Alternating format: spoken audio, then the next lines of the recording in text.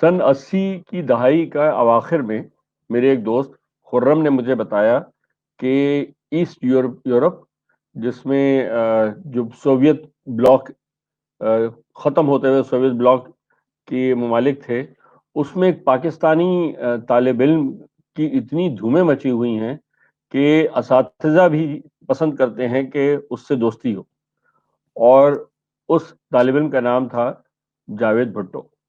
یہ مجھے بعد میں پتا چلا کہ جاوید بھٹو وہی جاوید بھٹو ہیں جن کے بڑے بھائی اور وہ مل کے اور ان کے کچھ اور دوست مل کے 80 کی دہائی میں وائسز نام کا ایک میوزیکل بینڈ بھی چلاتے تھے، جو پروگریسو خیالات کا تھا، جس نے جو بول کے لب آزاد ہیں تیرے کی ایک کمپوزیشن بنائی تھی جس میں بڑا ولولہ تھا۔ تو وہ ولولہ انگیز جاوید بھٹو تو مجھے یاد تھے، لیکن یہ سنجیدہ اور اتنے معتبر جاوید بھٹو کے بارے میں سن کے مجھے بڑی خوشی ہوئی۔ بعد میں جب میری جاوید سے ملاقات ہوئی تو مجھے اندازہ ہوا کہ جو ایسٹ یورپ میں جو لوگ جاوید بھٹو سے متاثر تھے وہ ایسے ہی نہیں تھے۔ جاوید بہت زبردست دانشور، بہت گہری شخصیت، بہت دور رس نگاہ رکھنے والی اور بہت خاموش، لیکن کم گو ہونے کے باوجود بہت پرگو۔ یہ سب اور بھی ہمیں اچھا لگا جب انہوں نے ہماری ایک صحافی دوست نفیسہ اڈوائے سے شادی کر لی۔ ہم نے کہا ایک بہترین ہمارے بہت اچھے دو دوست جو ہیں وہ ایک ہو گئے۔ پھر یہ لوگ امریکہ چلے گئے اور پھر سال نہیں ہوا ہے خبر آئی کہ جاوید بھٹو کو کسی نے قتل کر دیا۔ یہ اتنی تکلیف دہ بات کہ یقین آج بھی نہیں آتا ہے کہ ایسا ہو گیا ہے۔ واشنگٹن ڈی سی کی ایک عدالت جاوید بھٹو کے قتل کے مقدمے کی کارروائی کر رہی ہے، اور ہم چاہیں گے کہ لوگ زیادہ سے زیادہ اس کارروائی میں شریک ہوں، اس لیے کہ اب واشنگٹن ڈی سی کی عدالت نے یہ کیا ہے کہ وہ ساری کارروائی آن لائن لوگوں تک پہنچا سکتی ہے۔ لوگ بجائے اس کے کہ عدالت میں آ کر بیٹھیں، وہ آن لائن اس پوری کی پوری کارروائی کو دیکھ سکتے ہیں اور اس میں حصہ لے سکتے ہیں، صرف پارٹیسپینٹس کی حیثیت سے نہیں بلکہ صرف آبزرورس کی حیثیت سے، جیسا کہ عدالت میں لوگ بیٹھ کے دیکھ رہے ہوتے ہیں۔ لہٰذا آج ہم نے سوچا کہ آج ہم بیٹھ کے کیوں ہمارے خیال میں یہ مقدمہ بہت اہم ہے، اس کو ڈسکس کریں۔ اور میں نے جاوید کے ایک اور بہت ہی قریبی دوست شہاب استو صاحب کو زحمت دی ہے کہ وہ ہمارے ساتھ یہاں آئیں اور آ کر جو ہے وہ اس ڈسکشن میں شریک ہوں۔ ہم یہ دیکھیں کہ کیوں ہمارے خیال میں جاوید بھٹو ایک اہم آدمی جس کے بارے میں بات کرنی بہت ضروری ہے، اور کیوں ہم سمجھتے ہیں کہ اس مرڈر کے نتیجے میں واقعی صرف ہم چند دوستوں کا نہیں بلکہ انسانیت کا نقصان ہوا ہے۔ شاہ استو صاحب، آپ کو بہت بہت میں ویلکم کرتا ہوں پروگرام میں، اور بہت بہت شکریہ آپ نے وقت نکالا۔ تھوڑا سا بتائیے آپ کی جاوید سے ملاقات یا اس بارے میں آپ کی آبزرویشن جو کچھ آپ کا تھا وہ کیا تھا؟ شکریہ عمران صاحب، آپ نے جب اپنے انٹرو میں جاوید کے بارے میں جب جو کچھ بتایا، جب آپ بتا رہے تھے تو مجھ کو وہ زمانہ یاد آ رہا تھا جب جاوید کوئٹہ میں میڈیکل کالج میں انہوں نے ایڈمیشن لی تھی، اور کچھ وقت انہوں نے میڈیکل کی ایجوکیشن بھی حاصل کی، لیکن کیونکہ ان کے نظریات، ان کی سوچ ڈفرینٹ تھی، تو انہوں نے میڈیکل چھوڑ کے پھر کچھ اور کرنا چاہا۔ وہ کراچی یونیورسٹی میں آئے اور وہاں پہ پروگریسو پالیٹکس اور ان کا جو ایک منفرد انداز جو مجھ کو آج تک یاد ہے کہ وہ ایک ایسی شخصیت تھے جو کسی بھی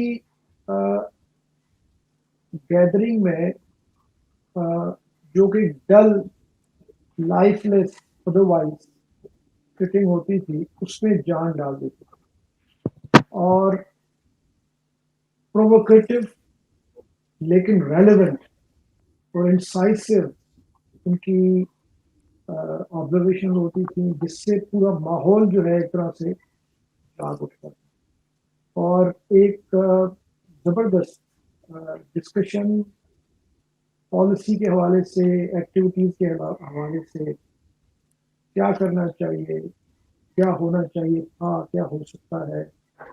تو یہ وہ زمانہ ہے جب جاولت کی مارشل آرٹ تھی، اور آپ کو پتا ہے کہ وہ ایک سخت مارشل آرٹ تھی، بہت ہی ایک ڈارک ایج تھا، ڈاکے سے. اس زمانے میں کراچی یونیورسٹی میں بہت سے دوست تھے، حاصل جو بھی ہمارے قریبی دوست تھے. بہت بڑا گروپ تھا پروگریسو کا بی ایس ایف کے حوالے سے. تو وہ میں سمجھتا ہوں کہ جاوید نے جہاں پہ بھی جاوید رہا، جس کے ساتھ بھی اس نے ٹائم گزارا، چاہے کچھ لمحے ہی گزارے، وہ اپنا اثر چھوڑ کے جاتا تھا. اور وہ آرٹیفیشل نہیں تھا، اس لیے اثر چھوڑتا تھا کہ وہ میں جو چیز دیکھتا وہ اوریجنل تھا، جینوئن. وہ کسی کی کاپی نہیں کرتا. اس کی سوچ بھی کتنی بھی کنٹروورشل ہو، لیکن وہ اس کی اپنی ہوگی. تو میں سمجھتا ہوں جاوید میں جو چند چیزیں جو آج کل بڑی بہت ہی آپ کو ریئرلی ملتی ہیں کہ آپ کو آپ میں پاور آف ایکسپریشن بھی ہو، اور آپ کی انڈرسٹینڈنگ یا نالج بھی ہو، آپ کا ایک ورلڈ ویو بھی ہو، اور پھر آپ سیلف لیس ہو، آپ کی کوئی مٹیریل کوئی پرسنل کوئی اینگل نہ ہو. مطلب میں اس شخص کو اس لیے اپریشیٹ کرتا تھا کہ اس زمانے میں جو ہے جب لوگ ڈاکٹری کرنا چاہتے تھے، میڈیکل پروفیشن میں جانا چاہتے تھے، اور بہت سی چیزیں تھی کرنا چاہتے تھے، جو اتنا انٹیلیجنٹ آدمی تھا یہ کچھ بھی کر سکتا تھا، لیکن وہ ٹیچنگ کرتے تھے. اور ٹیچنگ میں 200-300 روپے ان کو جو زمانے میں تنخواہ ملتی تھی. لیکن آئی وڈ نیور فائنڈ ہم کہ کوئی ڈپریس کبھی اس نے کہا ہو کہ یار پیسے نہیں ہے، کوئی فائنینشیل کوئی اسٹرین کوئی نظر آیا ہو. بالکل نہیں. 200 روپے جیب میں ہے، 50 روپے جیب میں ہے، 20 روپے جیب میں ہے، لیکن اس کو پرواہ نہیں. بس اس کو بکس چاہیے تھے، اس کو لکھنا، پڑھنا، انسپائر کرنا، انسپائر ہونا. اور ہی واز اے کمیٹڈ. میں سمجھتا ہوں کہ اس زمانے کے جو سوشلی کمیٹڈ لوگ تھے نا، یہ ان میں میں سمجھتا ہوں کہ شاید لیڈرز میں ہوگا. ہر وقت اس کو جو ہے وہ سوسائٹی کے حوالے سے اس کی بات ہوتی تھی. نہ لو، نہ رومانس، نہ کوئی پرسنل جو ہے جس کو پیٹی بورجوا جو زمانے کے جو ایک خاص ایکسپریشن ہوتا تھا، جو شوق ہوتے تھے، تو کوئی شوق نہیں تھا. اس کا ایک ہی لو تھا جو بعد میں اس کو ہوا، وہ نفیسہ کے ساتھ ہوا اور آخر تک رہا.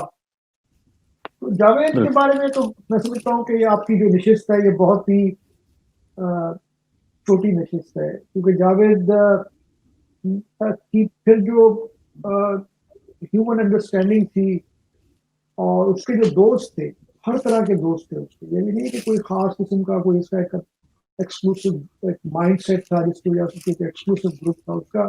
اس کی ریچ جو تھی وہ اکراس دا بورڈ ہوتی تھی، ہر قسم کے آدمی کے ساتھ بیٹھ جاتا تھا، اور تھوڑی دیر میں لگتا تھا جیسے وہ اسی لیگ کا، اسی کلاس کا، اسی سوچ کا آدمی ہے. تو میں سمجھتا ہوں کہ یہ بہت بڑا لاس ہوا ہے، بہت. میں سمجھتا ہوں کہ ارریورسبل، ارریپیئربل لاس ہوا ہے. مجھ کو جب پتا چلا. اچھا، ایک چیز اور جو بڑی امپورٹنٹ ہے جی، ایک چیز میں سمجھتا ہوں، دیکھیے یہ سوویت یونین کی ختم ہونے کے بعد بہت یہ کہا گیا کہ یہ جو سوشلسٹ موومنٹ ہے، یہ اس کو جو جھٹکا لگا ہے یہ ختم ہو گئی. اور ہم نے دیکھا کہ بہت سارے جو کمیٹڈ سوشلسٹ تھے، ان کی باتوں میں، ان کی گفتگو میں بڑی ایک قنوتیت سی آ گئی. جاوید میں یہ نہیں تھا. جاوید میں بڑی کلیئرٹی تھی. جاوید کو بالکل اندازہ تھا کہ یہ سب اس پروسیس کا حصہ ہے. اور کسی حالت میں جاوید کو کبھی یہ احساس نہیں ہوا کہ یہ جو کچھ ہوا ہے یہ کوئی نقصان ہوا ہے. مجھے جو اس سے بات کر کے لگتا تھا کہ اس کو اس بات کا کلیئر اندازہ ہے کہ یہ وہ پروسیس ہے جس سے گزر کر ہمیں ہر حالت میں آگے جانا تھا.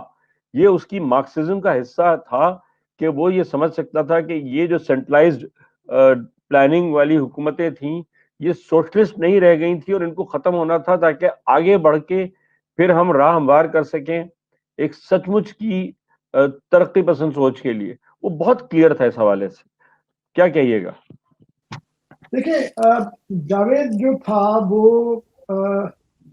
ایک مارکسسٹ ضرور تھا، لیکن وہ کوئی فنڈامنٹلسٹ مارکسسٹ نہیں تھا. وہ کوئی ایسا کوئی فیٹلسٹ مارکسسٹ نہیں تھا. وہ بیسیکلی مارکسزم کے کا جو کور فلاسفی تھی، جو ایکسپلائٹیشن تھی اور کلاس بیسڈ جو سوسائٹی تھی، اس کے بارے میں تو وہ بالکل کلیئر تھا اور سوشل جسٹس کے حوالے سے. لیکن جاوید میں سمجھتا ہوں، جو میں نے اس کو کئی سال جو میں نے بھی اس کو دیکھا بہت قریب سے، جاوید بیسیکلی ایک لبرٹیرین بھی تھا. جاوید لو فریڈم، لو لبرٹی. اس میں کبھی کبھی اس کو ایک ایگزسٹینشلسٹ فلاسفی جو اس نے بہت پڑھی تھی، اور ایک زمانے میں وہ اپنے آپ کو کسی حد تک آئیڈینٹیفائی بھی کرتا تھا. تو وہ ہیومن اور انڈیویجول جو انڈیویجویلٹی ہے، جو انفرادی جو آزادیاں ہیں اور جو رائٹس ہیں، ان کو بھی وہ بہت ویلیو کرتا تھا. مثلاً وہ میں سمجھتا ہوں کہ یہ بھی نہیں تھا کہ وہ اسٹالنسٹ جو ایک ریسٹرکٹیو سوسائٹی تھی، وہ سوشلزم کے نام پہ وہ اپروو کرتا، وہ کبھی بھی نہیں کرتا تھا. وہ یہ ضرور کہتا تھا کہ ہاں یہ جو کلاس کانٹرڈکشنز ہیں، ایکسپلائٹیشنز ہیں، یہ بالکل ختم ہونی چاہیے. لیکن بیسیکلی میں سمجھتا ہوں کہ وہ لبرل ڈیموکریٹ تھا، جس کا سوشل ڈیموکریٹ تھا، جو سمجھتا تھا کہ سوسائٹی کو جو ہے وہ کلیکٹیولی بھی اور انڈیویجولی بھی جو ہے پروگریس. تو آپ جب اس کے ساتھ بیٹھتے تھے تو وہ دونوں حوالوں سے وہ تاریخ کو جو ہے وہ کی انالیسس کرتا تھا. انڈیویجول کے حوالے سے بھی ایک فرد تاریخ میں اس کی کیا حیثیت ہے، تاریخ میں فرد نے کیسے افراد نے جو ہے تاریخ کو پروپیل کیا ہے، افراد نے یعنی انڈیویجولز نے کس طرح تاریخ کو جو ہے تاریخ کی پروگریسو موومنٹس کو انفرادی طور پہ کیسے جو ہے وہ بہت بڑا ایک جو ہے پش ملا ہے، اور کیسے سوسائٹیز نے پھر جو ہے فرد کو جو ہے وہ الٹیمیٹلی ایک نیا فرد پیدا کیا ہے. تو یہ ایک طرح سے میوچلی کمپلیمنٹری اس کی انڈرسٹینڈنگ تھی کہ فرد کا بھی جو ہے بہت بڑا رول ہے سوسائٹی میں. اور سوسائٹی میں اگر فرد کو آپ نے میکینیکلی ایک روبوٹ بنا دیا، اور جس طرح بیوروکریٹک سوسائٹی بن گئی تھی کسی زمانے میں سوویت یونین کی بھی، تو اس لیے اس نے اپنے آپ کو کسی گروو میں بند نہیں کیا کہ جی بس جو ماسکو نے کہا، جو ماسکو نے کیا، بس وہ صحیح ہے. تو اس زمانے میں آپ کو پتا ہے کہ بہت زیادہ اس زمانے میں یہ بھی تھا کہ ماسکو اور چائنا اور ٹروٹسکائٹس اور اسٹالنسٹ اور یہ بھی بڑے جو شزم تھی سوشلزم کی. تو میں نے اس کو اس شزم کا حصہ میں نے بہت کم دیکھا. کرٹیکلی ہوتا تھا وہ بیسیکلی. میں نے جیسے کہا نا کہ وہ ایک فلاسفیکل مائنڈ تھا اس کا، وہ اسکیپٹک تھا. وہ جو ہے رین ڈیکارٹ کا بہت زیادہ حوالہ دیتا تھا. اور آخری دفعہ اتفاق سے جب میرے پاس آیا تھا، نفیسہ بھی اس کے ساتھ تھی، تو کسی زمانے میں اس نے مجھ کو کتاب میں پڑھ رہا تھا ہربرٹ مارکیوز کی. تو اس نے ہربرٹ مارکیوز اس زمانے میں دوبارہ پڑھنا شروع کیا تھا. اور اس زمانے میں اس نے پھر مسلم مسٹسزم جو ہے اس میں جو مسٹکس کی جو اسپرچل نہیں، جو ان کی انٹلیکچوئل جو اینگل تھا مسٹسزم کا، جس میں فرد کو جو ہے ایک ایسٹ کے طور پہ سیلیبریٹ کیا جاتا ہے، انسان کے طور پہ سیلیبریٹ کیا جاتا ہے، اور انسان مظہر ہوتا ہے خدا کا، نہ کہ خدا مظہر ہوتا ہے انسان کا. یعنی وہ خوبیاں جو انسان میں اس کی اپنی کریٹو ایبلٹی سے، اس کی جو رائٹیسنس سے، یا جو اس کی مورل اتھارٹی سے ڈیولپ ہوتی ہیں. میں سمجھتا ہوں کہ وہ آخر میں دیکھتا تھا کہ وہ مسٹسزم پہ بھی جو ہے وہ بات کرتا تھا.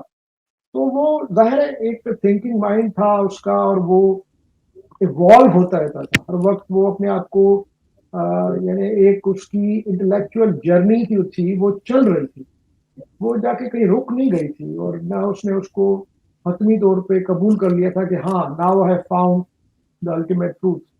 तो मैं समझता हूँ कि वो भी उस प्रोसेस में मुसलसल जो है, उस क्यूरोसिटी में, उस जस्तजू में, उस एक्सप्लोरेशन ऑफ ट्रूथ, या जो भी आप कहें, जस्टिस, तो वो उस प्रोसेस में उसने आपको जिंदा रखा था, वो रुक नहीं गया था। तो ये भी एक बहुत ही रेयर बात है कि तो आजकल लोग जल्दी जो है अकीदे अकीदे बना लेते हैं, अकीदे मान लेते हैं, और फिर जो है आगे बढ़ना नहीं चाहते, या तो आदतन नहीं चाहते, या फिर खौफ की वजह से नहीं चाहते।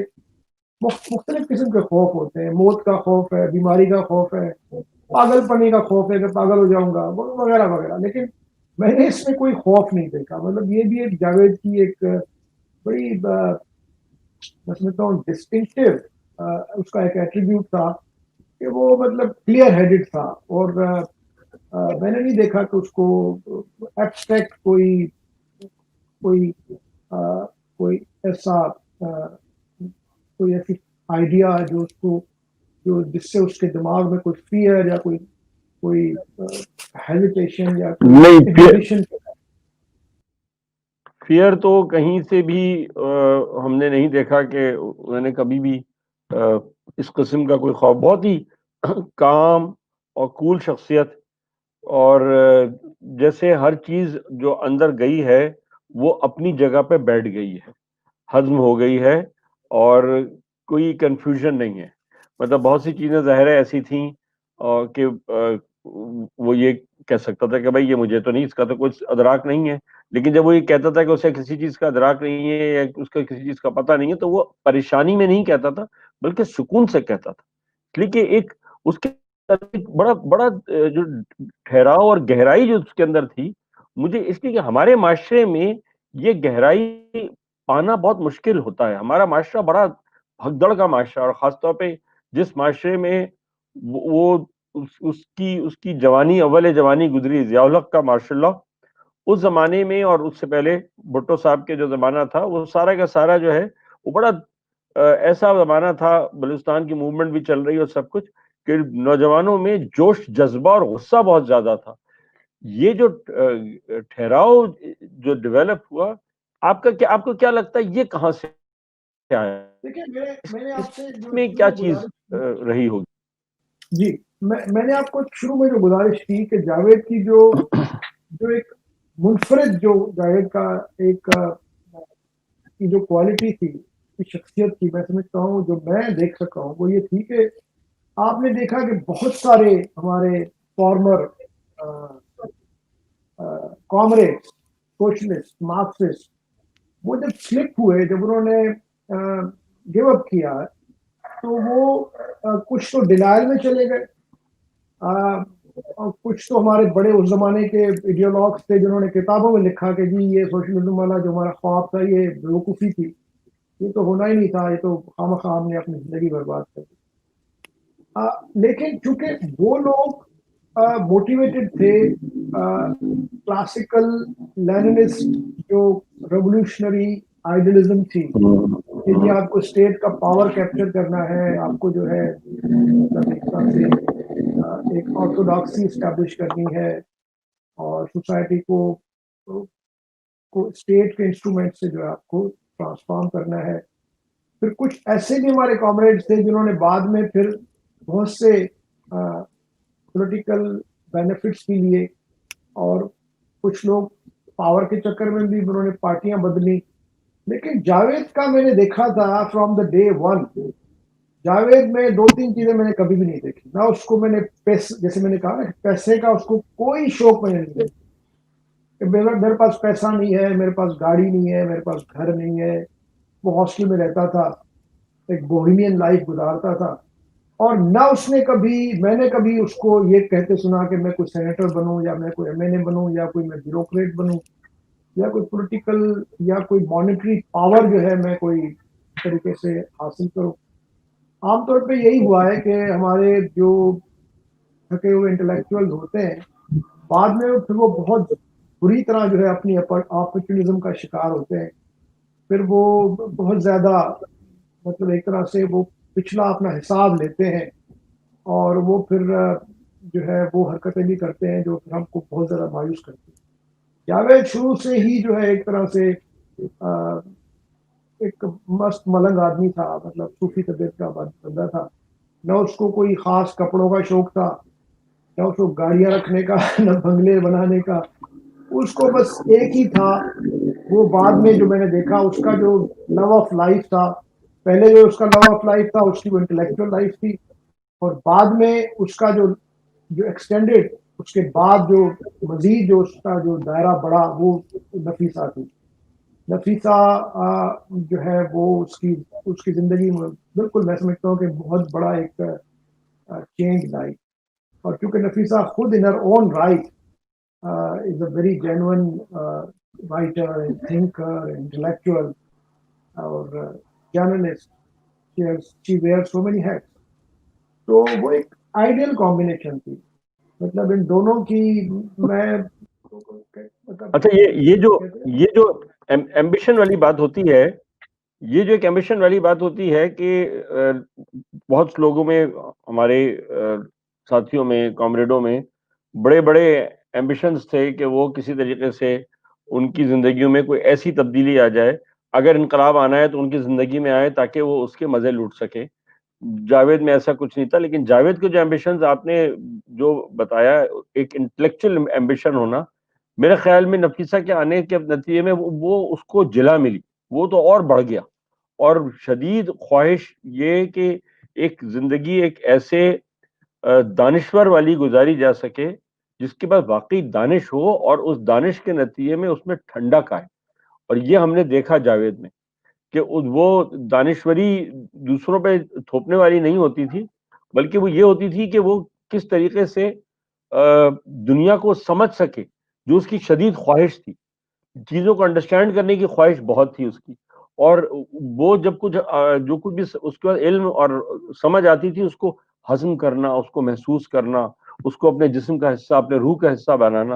اور وہ جب بن جاتا تھا تو وہ کتنی اس کو ایک سینس آف اچیومنٹ, تو بڑی اچیومنٹ والی زندگی اس حوالے سے اس نے گزاری. اگر کوئی یہ کہے کہ بھئی اس کے پاس گھر نہیں تھا یا اس کو جو چیزیں چاہیے تھیں وہ تو اس کے پاس تھیں, وہ سب کچھ تھیں. اور اس میں ظاہر ہے اس میں نفیسہ جو اس کا زندگی کا ایک ایسا عشق جو دنیاوی عشق جیسے کہا جائے, لیکن وہ بھی روحانیت کو بھی وہاں بھی ایک ہم دیکھتے ہیں کہ ایک ٹچ کرتا ہے وہ. تو مجھے لگتا ہے کہ یہ آدمی ہمارے یہاں کا, ہمارے دور کا بڑا فلسفی, بڑا صوفی, بڑا دانشور, یہ واقعی بڑی شخصیت تھی ہمارے زمانے کی, جس کو بہت سے لوگوں نے ریکگنائز کیا. لیکن میرے خیال میں اس سے زیادہ ریکگنیشن ملنی چاہیے. ابھی بھی وقت ہے کہ ہم جاوید اور اس کی شخصیت اور اس کے کام کو لے کے آگے بڑھائیں. کیا کہتے ہیں؟ آپ بالکل صحیح کہہ رہے ہیں. دیکھیں اگر آپ جاوید کی پوری لائف کو دیکھیں گے نا تو جو ایک انٹرسٹنگ بات آپ کو سامنے نظر آئے گی کہ جاوید میں سمجھتا ہوں اس لحاظ سے بھی یونیک تھا کہ اس کا جو کلچرل ایکسپوجر تھا وہ اتنا واسٹ اور اتنا ویریڈ تھا کہ وہ آپ سوچیں کہ وہ پاکستان میں رہے, مطلب ایک مڈل کلاس فیملی سے, اور فیوڈل انہوں نے ہماری جو شکارپور میں پیدا ہوئے تھے, شکارپور سے تھے وہ, وہاں کی جو فیوڈل ایرسٹوکریسی کہہ لیں یا جو فیوڈل وہاں کی جو ڈومیننٹ فورسز رہے ہیں اس ماحول میں وہ پیدا ہوئے. پھر انہوں نے پاکستان کی اربن لائف بھی دیکھی, کراچی میں رہا, اور کراچی کی یونیورسٹی اس زمانے میں آپ کو پتا ہے کہ بہت زیادہ, میں سمجھتا ہوں کہ پورے پاکستان میں کراچی یونیورسٹی سب سے زیادہ لبرل سمجھی جاتی تھی. حالانکہ وہاں بھی جماعت اسلامی تھی لیکن پھر بھی وہاں پہ بہت عام تھا, لڑکیاں جینس پہنتی تھی, اور بہت ہی اس زمانے میں تو بہت زیادہ, بعد میں پھر ڈیولپ کے بعد سلسلہ بگڑا. پھر آپ دیکھیں کہ جاوید نے ایسٹ یورپ کا جو اس زمانے کا جو ایسٹ یورپ تھا, جو سوشلسٹ سوسائٹیز تھیں, اور وہاں پہ جو پرابلمس جن کو مختلف رائٹرز نے لکھا ہے اپنی کتابوں میں، چاہے وہ سولجر ڈکسن ہو یا بورس پیسٹرنیک ہو یا مختلف جو زمانے میں جو جن کو آپ ریفیوز نکس بھی کہتے تھے، جنہوں نے وہاں کی سسٹمز کو اس زمانے میں بھی ایکسیپٹ نہیں کیا. یہ جاوید نے وہ بہت قریب سے دیکھا. وہ کئی سال تک ایسٹ یورپ میں رہے، بلغاریہ میں رہے، ماسکو گئے، سوویت یونین زمانے میں جو تھا تو گھوما پورا.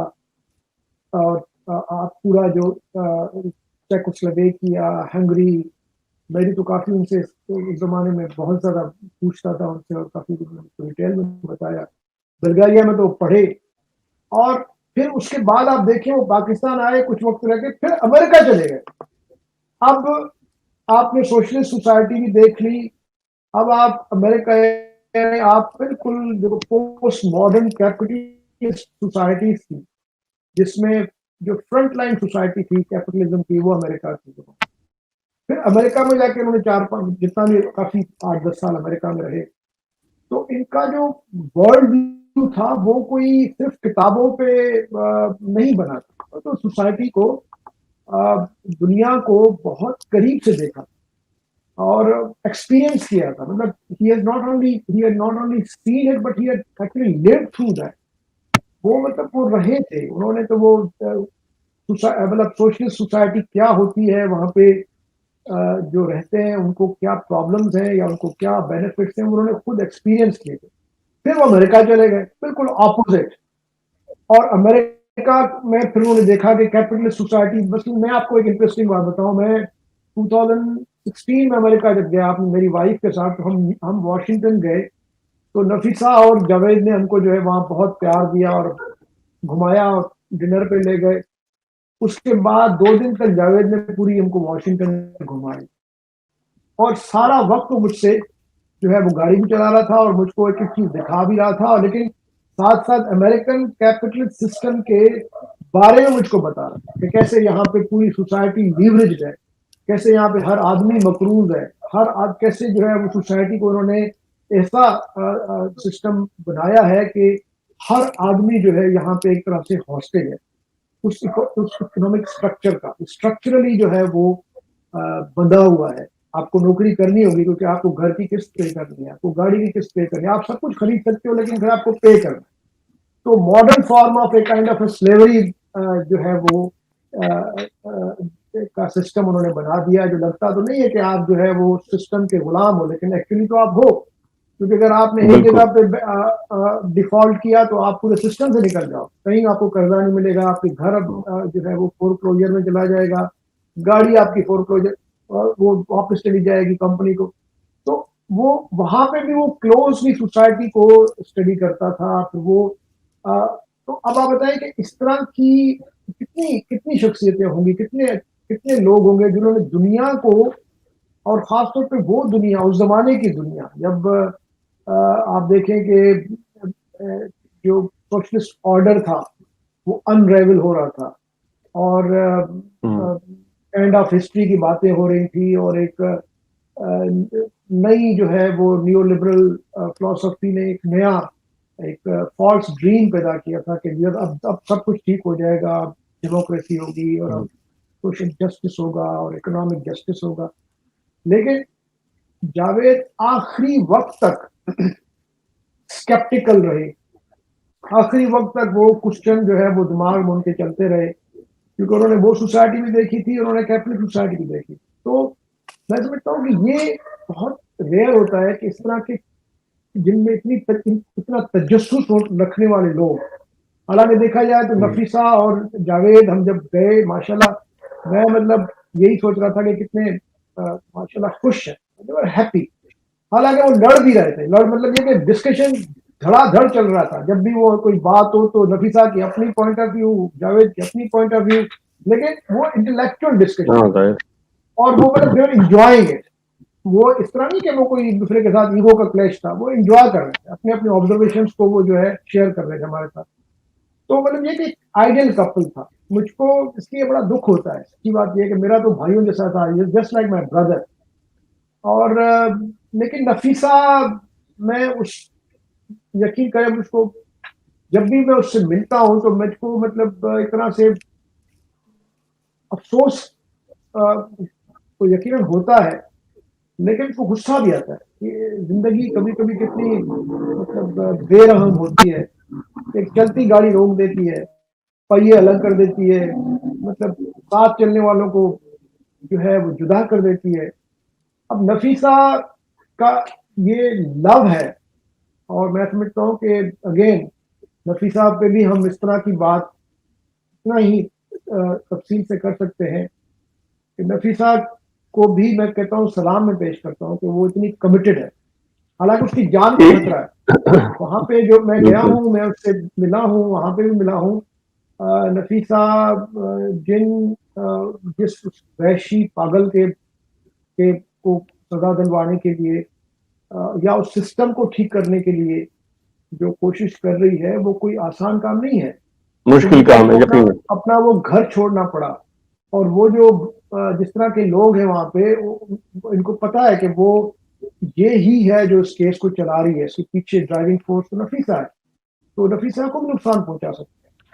لیکن یہ ہے کہ وہ کمیٹڈ ہے، وہ لگی ہوئی ہے. لاسٹ ٹائم آئی تھی تو میں نے اس سے ایک پوچھا تھا. ہاں ایک جذبے کے ساتھ ایک بڑی لڑائی نفیسہ نے لڑی تھی، جس کے نتیجے میں وہ اور جاوید قریب آئے تھے، اور وہ تھی جب جاوید کی بہن فوزیہ کا مرڈر ہوا تھا، اور اس کیس کو پرسو کر رہے تھے جاوید، اور نفیسہ اس کو کور کر رہی تھی ڈان اخبار کے لیے. تو ان کی ملاقات ہوئی تھی، اور تب وہ اس جذبے کے ساتھ قریب آئے تھے کہ انصاف بہرحال ان کو ضرور دلوانا ہے. نفیسہ میں وہ جذبہ آج بھی موجود ہے. شہاب صاحب، آپ کا بہت بہت شکریہ، آپ نے ہمیں وقت دیا، اور یہ گفتگو جو ہے یہ بالکل ناکافی ہے جاوید بھٹو کی زندگی کو کور کرنے کے لیے. ہم اس پر اور بھی بات کریں گے، لیکن خواتین حضرات. میں جی ایک گزارش جی جی کرتا پلیز. چلوں کہ جی اب جاوید ہم سب کی خواہش ہے کہ کم از کم سندھ یونیورسٹی میں جہاں پہ وہ پڑھاتے رہے، فلسفہ پڑھاتے رہے، کوئی چھوٹا سا کم از کم ایک ادارہ بننا چاہیے جو خود بخود بڑا ہو جائے گا. آپ اس ادارے کو قائم تو کریں، اور تاکہ دیکھیں یہ اس طرح کے لوگ روز روز پیدا نہیں ہوتے. آپ ان کی ہر شخصیت کے ہر پہلو سے آپ کو انسپریشن ملتی ہے. تو ایک ادارہ بننا چاہیے جاوید بھٹو کے نام سے، اور اس کی شخصیت شروع سے ہی ایک امن پسند آدمی، یہ واحد آدمی ہے جس کو میں نے آج تک کسی کو نقصان پہنچاتے نہیں دیکھا. یعنی یہ بالکل میں کہہ رہا ہوں نا کہ جتنا آپ ان پہ بات کرنا شروع کریں تو آپ کو بہت سی چیزیں یاد آنا شروع ہو جاتی. وہ بالکل ڈسکشنس میں بہت زیادہ ایمفیٹک ہوتے تھے، کبھی کبھی جو ہے وہ اگریسو بھی ہو جاتے تھے، لیکن میں نے آج تک اس کو لڑتے کسی کے ساتھ نہیں دیکھا، یا کسی کو تھریٹ کرتے نہیں دیکھا، یا نہیں نہیں کسی نہیں، کے وہ تو ساتھ بالکل لڑائی والے آدمی نہیں تھے. خفی قسم کا شخص. تو یہ ہاں ساری خوبیاں جو ہے، یہ ساری خوبیاں جو ہے، اور پلس یہ اس کی جو اپنی تھنکنگ ہے، رائٹنگز ہیں، اس کی جو اس کی لیگسی ہے، اور تاکہ کم از کم چھوٹی چھوٹی کہیں کہیں سے جو ہمارے جو دیے جلتے رہے ہیں ان کو ہم بجھنے نہ دیں، بلکہ ان کو ہم لیڈنگ لائٹس بنائیں اپنے لیے، تاکہ آنے والے وقتوں میں لوگوں کو پتہ چلے کہ ایسے لوگ بھی زندہ تھے جو اپنی بالکل زندگی میں ہی بہت سے لوگوں کو، جاوید نے بہت سے لوگوں کو انسپائر کیا، بہت سے لوگوں کو انسپائر کیا. آپ گن سکتے ہیں، مطلب بلکہ گننے سے بھی زیادہ. تو وہ سارے لوگ بھی جو ہے وہ میں سمجھتا ہوں اگر آپ ان کو کوئی فورم مل جائے، کوئی ان کو وینیو مل جائے، تو وہ جاوید کے اس میسج کو مزید آگے بڑھا کے اور لوگوں کو انسپائر اگر یہ ہو جائے تو کریں. بالکل بہت ہی اچھا ہو جائے گا، بہت زبردست ہو جائے گا یہ اگر ہماری واقعی ڈیمانڈ ایک ہے، ادارہ اس طرح کا یہ بن ہماری سکے. ڈیمانڈ ہے، اور یہ ہم ہماری یہ ڈیمانڈ ہمیں کرنی چاہیے. اور بالکل لیٹس ہوپ کہ سندھ گورنمنٹ جو ہے، جو سندھ یونیورسٹی کی چانسلر سندھ کے وزیر اعلیٰ صاحب ہیں، وہ اس طرف توجہ دیں، اور واقعی اگر یہ کریں تو بہت زبردست کام ہو جائے گا. اس لیے کہ جو کام جاوید کر رہے تھے اس کام پہ تو مزید کام ہونے کی ویسے بھی ضرورت ہے، تو جاوید بھٹو کے نام سے ہی ہو تو کتنا اچھا ہے. تو یہ بہت اچھا آئیڈیا ہے. بہت بہت شکریہ آپ کا شاہ اسطور صاحب، آپ نے ہمیں جوائن کیا. تو خواتین حضرات، مستر حسن تارڑ نے لکھا تھا کہ درخت کی قامت کا پتہ اس کے گرنے کے بعد چلتا ہے. آج بھی اگر لوگوں کو اندازہ ہو جائے کہ کتنی بڑی شخصیت کو کھو دیا ہے تو یہ دیر نہیں. اجازت دیجیے. اللہ حافظ.